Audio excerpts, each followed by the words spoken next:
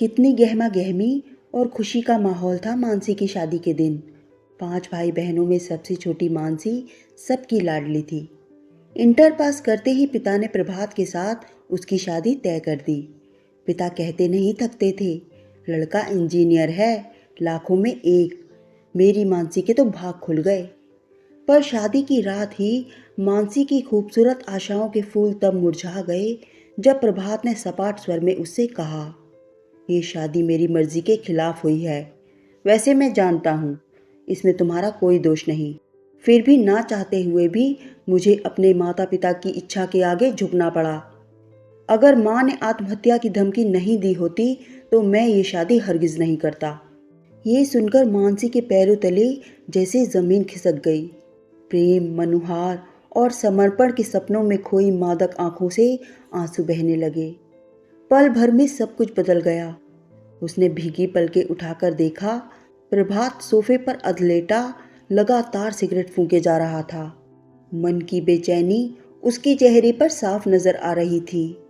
मानसी ने धीरे से अपने आंसू पोंछ लिए और मन ही मन ठान लिया, कोई बात नहीं, भले ही ये शादी इनकी मर्जी से नहीं हुई हो, पर मैं अपने प्यार से इनका प्यार जरूर जीत लूंगी।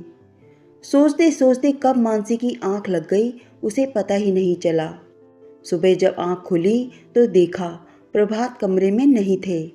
संकोचवश वो किसी से कुछ पूछ भी नहीं पाई, पर उसने महसूस किया कि जैसे घर में एक अजीब सा सन्नाटा छाया हुआ है।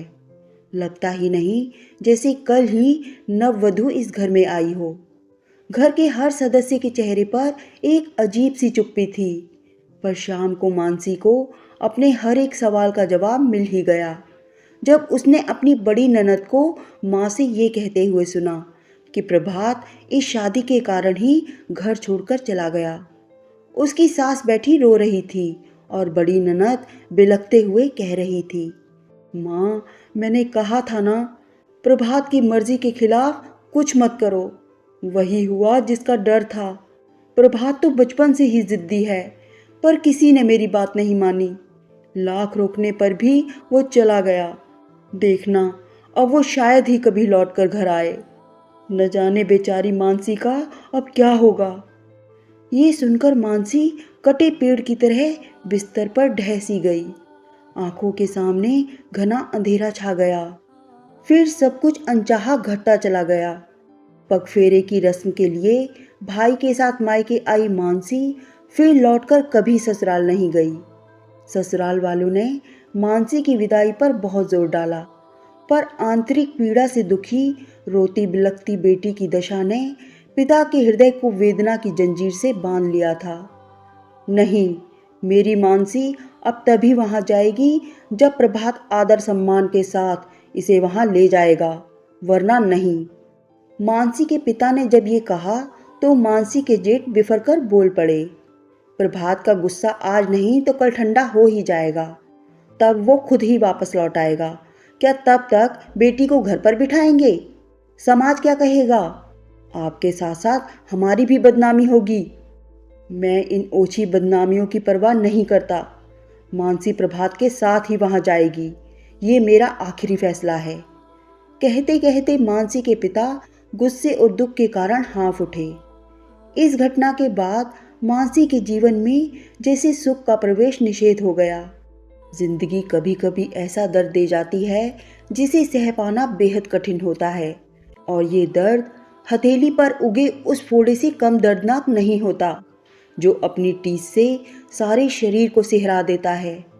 मानसी जानती थी कि जिंदगी बहुत बड़ी नियामत है, उसे यूं ही गवा देना अच्छी बात नहीं है, पर दुख की अधिकता के कारण आंसू बेइख्तियार आंखों से बहने लगते थे। उसे धैर्य बंधाती माँ भी फूट फूट कर रो पड़ती। बेटी को बार बार पति के लौट आने का विश्वास दिलाती माँ भीतर ही भीतर किसी अनहोनी की आशंका से भी कांप उठती। अगर प्रभात नहीं लौटा तो कैसे काटेगी मानसी पहाड़ जैसा जीवन? ये प्रश्न माँ के हृदय को वेदना से मत डालता था। दरवाजे पर होने वाली हर आहट पर, हर दस्तक में मानसी प्रभात को तलाशती रहती। मन बार बार कहता, वो जरूर आएंगे, पर नियति को कुछ और ही मंजूर था। एक दिन मानसी को प्रभात का पत्र मिला। पत्र पढ़कर वो हैरान रह गई। सारी आशाएं, सारी उम्मीदें पल भर में मिट्टी के ढेर की तरह ढह गईं। उसकी दशा ठीक उस परकटे परिंदे की तरह हो गई जो उड़ने की अदम्य लालसा लिए पेड़ की डाल पर बैठा ही था कि बहेलिये ने उसके पंख कतर डाले। प्रभात ने बिना किसी संबोधन के लिखा था, मैं जानता हूँ तुम्हारे साथ अच्छा नहीं हुआ, पर इसके लिए मैं खुद को दोषी नहीं मानता। अपने भीतर समाहित मैं का भी कुछ मूल्य होता है या नहीं? मैं कहीं और शादी करना चाहता था, पर माँ के दबाव के कारण तुमसे शादी करनी पड़ी। क्या मुझे अपनी खुशियाँ पाने का हक नहीं? किसी भी दबाव से परे, किसी की दखल अंदाजी से अलग जीवन को अपने ढंग से जीना ही खुशी देता है। हो सके तो मुझे माफ़ कर देना। मैं शायद तुम्हारे लिए बना ही नहीं था। तुम्हें पत्र लिखने की वजह यही है कि तुम भी आज से आज़ाद हो।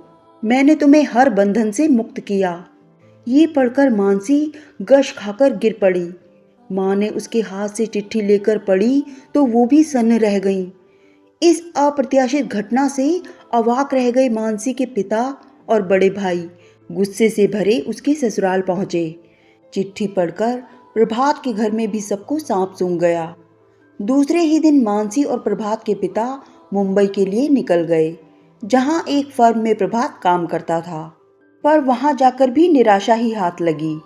एक सहकर्मी से पता चला कि प्रभात ने ये नौकरी छोड़ दी है और अपनी पत्नी के साथ कहीं और चला गया है।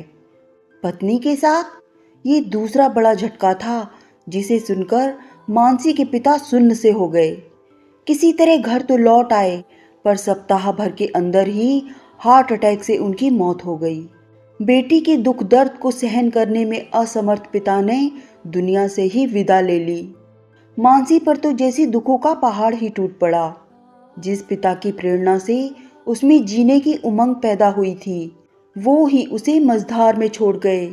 मानसी टूट गई। दुख और अपमान के दर्द का दंश सर्पदंश से कम होता है क्या? अपने सारे दर्द को आत्मसात कर मानसी माँ की सेवा में लग गई। समय अपनी गति से चलता गया। धीरे धीरे 15 साल गुजर गए। उच्च शिक्षा प्राप्त करने के बाद मानसी स्थानीय कॉलेज में प्रोफेसर बन गई।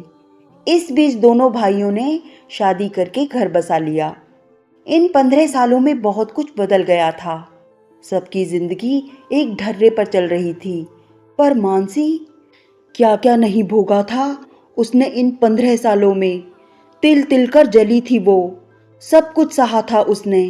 भाभियों के व्यंग ताने, भाइयों की दुत्कार, माँ की पीड़ा, नौकरानियों से भी बदतर स्थिति, समाज के लोगों की प्रश्नवाचक निगाहें जो उसके मन को तार तार कर देती थीं। सब कुछ झेलती रही वो उस दिन के इंतजार में जब उसे एक पहचान मिली। जिस दिन उसे कॉलेज में प्रोफेसर का पद मिला, वो दिन उसके लिए यादगार बन गया। उसने जिंदगी से जूझकर अपनी मंजिल पाई थी। कल तक जो लोग ताने देते नहीं थकते थे, उन्हें अब मानसी मेहनती और अच्छी लगने लगी थी। कभी कभी मानसी के होठों पर एक व्यंग्यात्मक मुस्कान आकर ठहर जाती। वो सोचती, समाज के लोगों के विचार हालात के हिसाब से कैसे बदल जाते हैं। समय, हालातों और सोच का अटूट रिश्ता है। शायद तभी समय और हालात सोच को बदल कर रख देते हैं। माँ मानसी का नीरस और एकाकी जीवन देखकर मन ही मन जैसे अंगारों पर लौटती रहती। कल ही तो दुख से बेचैन होकर मानसी से कहा था माँ ने, मेरे बाद पहाड़ जैसा जीवन अकेली कैसे जिएगी मेरी बेटी। सच कहती हूँ, कभी कभी तो जी करता है तेरा दूसरा ब्याह रचा दूं, टकरा जाऊं समाज की बनाई सारी रीतियों से। ये सुनकर मानसी की आंखें दर्द की अधिकता से भर आईं। उसने धीमे स्वर में कहा, पहले तो ये बताओ माँ, समाज मुझे क्या दर्जा देता है, ब्याहता का, छोड़ी हुई का या विधवा का? मेरी तो कोई पहचान ही नहीं। कभी कभी सोचती हूँ, माथे पर बिंदिया, मांग में सिंदूर क्यों लगाती रही हूँ मैं वर्षों से? क्यों जीती रही हूँ दोहरी जिंदगी? विवाहिता के झूठे दिखावे में लिपटे अपने कुंवारेपन को, अपने सपनों को क्यों छलती आई हूँ आज तक। कहते कहते वो बिलक बिलक कर रो पड़ी। छोड़ी हुई औरत, ये शब्द जब किसी नारी के साथ जुड़ जाता है तो वो किसी नासूर से कम दर्द नहीं देता। लाख जतन कर लिए जाएं, पर समाज एक नश्तर की तरह इस घाव को कभी भरने नहीं देता। क्या क्या नहीं भोगा है मानसी ने। आज 15 सालों बाद जिंदगी के इस मोड़ पर प्रभात फिर से उसके जीवन में पूरे अधिकार से प्रवेश चाहता है, और वो भी ऐसी स्थिति में जब वो एक दुर्घटना में अपनी पत्नी और बेटे को खो चुका है। आज जो समाज की हमदर्दी प्रभात के साथ है, वो वर्षों पहले मानसी के साथ नहीं थी। प्रभात की पत्नी और बेटे की मौत की खबर सुनकर माँ ने कहा, बेचारा। कल रात पहली बार मानसी ने घर वालों के सामने मुंह खोला, मैं प्रभात के साथ नहीं जाऊंगी, अब बहुत देर हो चुकी है। ये सुनकर सबकी आंखें हैरत से फटी रह गईं। बड़े भैया ने गुस्से से कहा, कुछ भी हो, तुम्हें उसके साथ जाना ही होगा, आखिर वो तुम्हारा पति है। मानसी के परिवार वाले उसकी चुप्पी को उसकी रजामंदी समझकर खुशी खुशी प्रभात के आने का इंतजार करने लगे। आज वो आने वाला था। आज नहाने के बाद गीले बालों को तौलिए से पोंछकर मानसी ने ड्रेसिंग टेबल पर रखी सिंदूर की डिबिया उठाई, फिर न जाने क्या सोचकर वापस रख दी। आज सुबह से ही उसके मन में हलचल सी मची हुई थी। उसने आदमकद आईने में अपना अक्स देखा तो आंखों में कुछ सवाल नजर आए। क्या वो प्रभात के वापस आने से खुश है? इंतजार खत्म होने और मनचाही मुराद पूरी होने की खुशी इन आंखों में क्यों नहीं झलकती? क्यों छाया हुआ है एक वीरान सा सन्नाटा, जिसके इंतजार में जीवन के 15 बहुमूल्य साल यूं ही गवा दिए। उसके आने की आहट मन को एक मीठे एहसास से क्यों नहीं भर दे रही? क्यों आज भी दर्द और कुड़न का एहसास मन पर छाया हुआ है? मानसी ने दीवार पर टंगी घड़ी की ओर देखा। घड़ी की टिक टिक के साथ समय सरकता जा रहा था। कुछ ही देर में प्रभात यहाँ पहुँचने वाले होंगे। घर में सब कितने खुश हैं, मानो गड़ा खजाना मिल गया हो। और मेरी मनोदशा से किसी को क्या लेना देना, मानसी ने सोचा। मानसी के मन में चल रहे बवंडर से अनजान परिवार के लोग प्रभात के स्वागत की तैयारियों में लगे हुए थे। ऊपर अपने कमरे में अकेली बैठी मानसी ने गौर से आईने में अपना चेहरा निहारा। बालों में सफेदी कहीं कहीं से झांकने लगी थी। चेहरे में अब वो लावण्य कहाँ रहा जो कभी उसे गर्व से भर दिया करता था। गोरा भरा भरा चेहरा अब सांवला और लंबोतरा सा लगने लगा था। पिछले वर्ष ही तो वो 35 साल की हुई है। क्या उम्र के इस पड़ाव में कोई उस साथी के साथ को सार्थक मान सकता है जिसने जीवन की शुरुआत में ही दामन छुड़ा लिया हो? जीवन की उमंगें अब बिल्कुल खत्म हो चुकी हैं। वैसे भी जीवन की कठोर पथरीली राह में बिल्कुल अकेले चलना, टूटकर गिरना, फिर उठना, अपनी हिम्मत से मंजिल तक पहुंचना, क्या सबके नसीब में होता है? पर मानसी ने कभी मुश्किलों से हार नहीं मानी। जीवन की हर परेशानी से लड़ी है वो, तभी तो आज एक मुकाम पर है। और आज जीवन के इस मोड़ पर प्रभात का आना, मानसी का मन खिन्न हो गया। क्या करे क्या ना करे, दुनिया, समाज, परिवार, अपने सम्मान, अपनी भावनाएं, किस किस से लड़े मानसी और कैसे? कहते हैं प्रभात का आना जीवन के हर अंधेरे को मिटा देता है, सब जगह प्रकाश ही प्रकाश होता है। पर क्या मानसी के जीवन में प्रभात का पहली बार आना एक नए जीवन की शुरुआत थी? मानसी ने फिर से घड़ी की ओर देखा। 4:30, यानी आधे घंटे में प्रभात यहाँ होगा। हे ईश्वर, मुझे शक्ति दे, खुद से लड़ने की शक्ति, जमाने से लड़ने की शक्ति, सही निर्णय लेने की शक्ति, अपने सम्मान की रक्षा करने की शक्ति। उसने कांपते हाथों से एक बार फिर सिंदूर की डिबिया उठाई और फिर वापस रख दी। दोनों हथेलियों में चेहरा छिपाकर वो फूट फूट कर रो पड़ी। पर अब मानसी ने मन ही मन एक दृढ़ निश्चय कर लिया कि अब वो कठपुतली की जिंदगी नहीं जिएगी। उसने जैसे अपने आप से कहा, अगर सूत्रधार की मजबूत पकड़ से डोर नहीं खींच सकती तो क्या हुआ, अपने साथ जुड़ी डोर तोड़कर फेंक तो सकती हूं ना। बस बहुत हो गया, अब मैं वही करूंगी जो मुझे करना है। अपने सम्मान, अपने वजूद और प्रभात के शब्दों में मेरे भीतर समाहित मैं का भी कोई मूल्य है ना। मानसी, नीचे आओ ना, क्या कर रही हो इतनी देर से? बड़ी भाभी ने पुकारा तो उसकी तंद्रा भंग हुई। न जाने कब से वो ख्यालों में गुम थी। उसने अपनी सूनी मांग को देखा, फिर कुछ सोचकर ड्रेसिंग टेबल की दराज से सिंदूर की डिबिया निकाली और थोड़ा सा सिंदूर मांग में भर लिया। कितना आसान होता है पुरुष के लिए बंधन तोड़ देना, पर स्त्री का तो सारा वजूद ही सिंदूर की लाल रेखा के साथ बंध जाता है। सिंदूर और भावना का बड़ा गहरा नाता है। भावना कोई खरपतवार नहीं जिसे आसानी से उखाड़कर फेंक दिया जाए। भावना तो विशाल वट वृक्ष की तरह होती है जिसकी जड़ें गहरे तक मन में जमी होती हैं। मानसी तैयार होकर नीचे हॉल में चली आई और नौकर से कहा, ऊपर जाकर मेरा सामान नीचे ले आओ और हाँ, एक टैक्सी भी ले आना। अच्छा, जाने की इतनी उतावली? अभी तक तो प्रभात आया भी नहीं। छोटी भाभी ने हंसते हुए उसे छेड़ा तो मानसी ने सपाट भाव से कहा, माँ, मैं जा रही हूँ। कॉलेज कैंपस में ही मुझे एक रूम मिल गया है, अब मैं वहीं रहूंगी। मैं जानती हूँ न तो ये घर मेरा है और ना ही प्रभात का। मैं अपने घर जा रही हूँ। और हाँ बड़े भैया, प्रभात आए तो कह दीजिएगा, मैंने तो उनके लिखे पत्र का पूरी तरह से पालन किया है। अपने भीतर समाहित मैं का मूल्य पता है मुझे। कभी उन्होंने जिस बंधन से मुझे आज़ाद करने की बात कही थी, आज उसी बंधन से मैं उन्हें आज़ाद कर रही हूँ। ये सुनकर बड़े भैया चीख पड़े, तेरा दिमाग चल गया है क्या? लोग क्या कहेंगे?